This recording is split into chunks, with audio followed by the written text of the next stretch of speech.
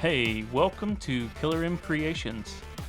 I'm Killer M Niko, and today I will be showing you all how I tackled my first ever game jam. When I saw the 20-second game jam on itch.io, I just had to join.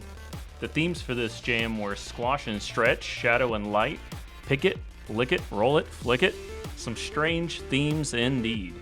For me, shadow and light stuck out, so I went with it. My favorite medium for brainstorming is pen and paper, so I started off with the topic I selected and knew I wanted to do something with switching between light and dark. But you need a reason to do that, and I thought to hide things in the shadows or the darkness. After listing out a few things, I really wanted to have raccoons in the project.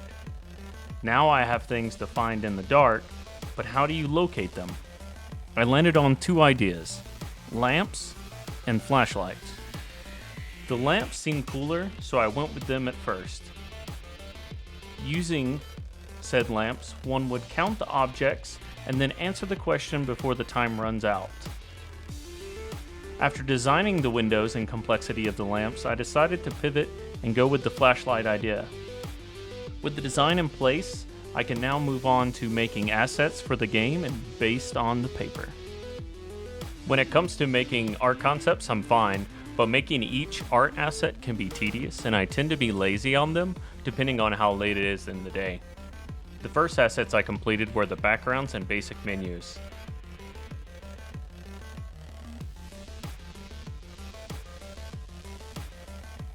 I then moved on to the objects the gamer would be counting.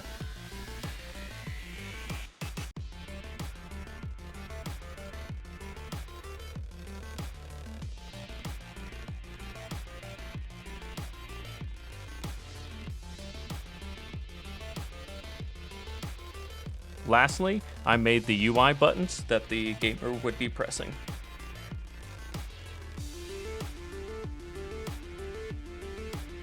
Everyone makes mistakes. Like me, forgetting options is a longer word than start.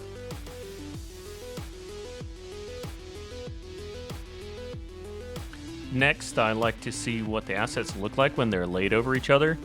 In the question menu, I realized that the light yellow on yellow didn't actually work, and later on I would even change the focus texture of each button to a darker yellow. Once I was done with all the assets, I booted up Godot, my game engine of choice, and I created a new project and imported my new assets. The first thing I did was make a main menu and script out each function call.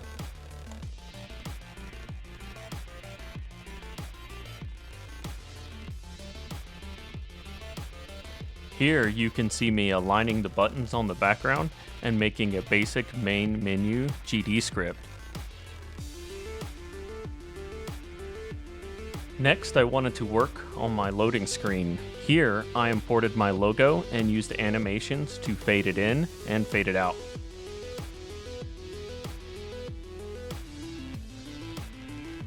And here is the final product.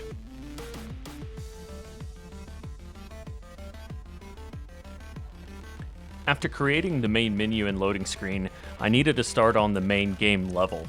This is where the player will memorize each object while navigating the flashlight. So the first thing I focused on was the main mechanic, the flashlight system, and how it would work.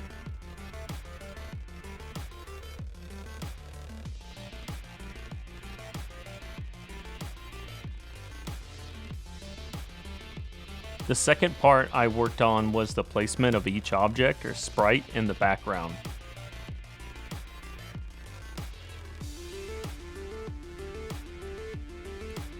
I needed to also make sure when the flashlight moved around, it would spot each sprite. This is also where I got the idea to place them in between the locations the flashlight actually landed on. Come to find out, I forgot to make all the object assets. This will be a reoccurring theme as we continue on. After making the missing objects art and coding it to randomize the objects each start, I needed to shift to the second and third game mechanic, the timer and the question screen. Here, I wanted the timer to be in the top left, and at a certain interval, the question screen would pop up. Then it would ask you the count of a random object. And depending on your answer, or lack of answer, you would get the final screen. Now that the base game is created, I realized I needed more assets. So once again, I drew some more sprites.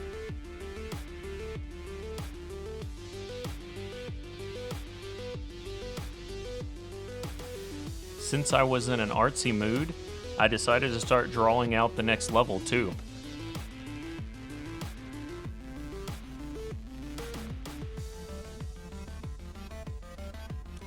The second level would use my first idea, which was lamps. I came up with an idea to use the light bulbs to turn them on and off. Once the level art was done, it was easy enough to import the assets and place each piece within the new scene and level. It would take me a bit to figure out why the lamp mechanic failed after one click, but hey, that is game development for you. I couldn't figure out the problem, so I just went to bed. The next day I distracted myself by emphasizing the lamps and light bulbs with a particle animation. Eventually, I got around to fixing the lamp bug. Then I randomly decided to go down a different rabbit hole, reorganizing my assets folder. This would in turn break all my scripts with the direct paths to the assets. After fixing the paths, I commissioned some music to be made on Fiverr. I then turned my focus to recording the sound effects myself. I went with a mouse click for my buttons, an old light switch for the flashlight, and a bottle for the light screwing effect. I didn't like the bottle sound, so I drug over my lamp from my guest bedroom and re-recorded the sound. I also made the remaining sounds myself using the mic. I give myself a C+ for the effort. Too slow. Next, I imported the sound effects and scripted the music and sound. Since I was working on the sound and music, added the options menu. So once again, I needed to draw new sprites for the batteries and the background. In the options menu, the player will be able to modify the music and sound buses within the game. Now, with the music and sound completed, my game was close to being done. I sent the game to a friend to demo and provide feedback. Once I get it back, I will make some changes and then submit the game to the Game Jam. 2 days later, and I received some feedback. 1, he couldn't figure out what to click on in the lamp level. 2, the inputs are slow and laggy. The first one seems simple enough to tackle. I would need to make the light bulb and the lamps stand out more. I decided to make a border or reticle of sorts to focus in on the objects. But this also meant I needed to do one last art asset. Once I was done, I added the border to the light bulb and lamp buttons within the game.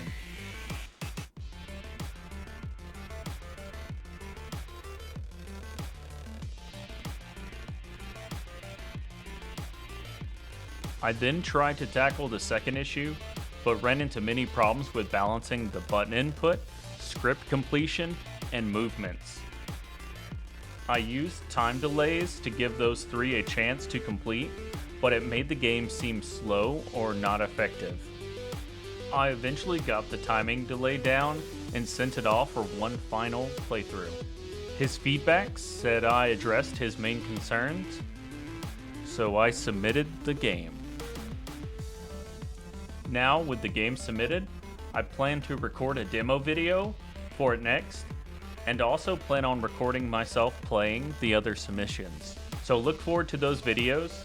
A link to my new game and the Game Jam can be found below. If you liked my video, please leave a like and subscribe to the channel.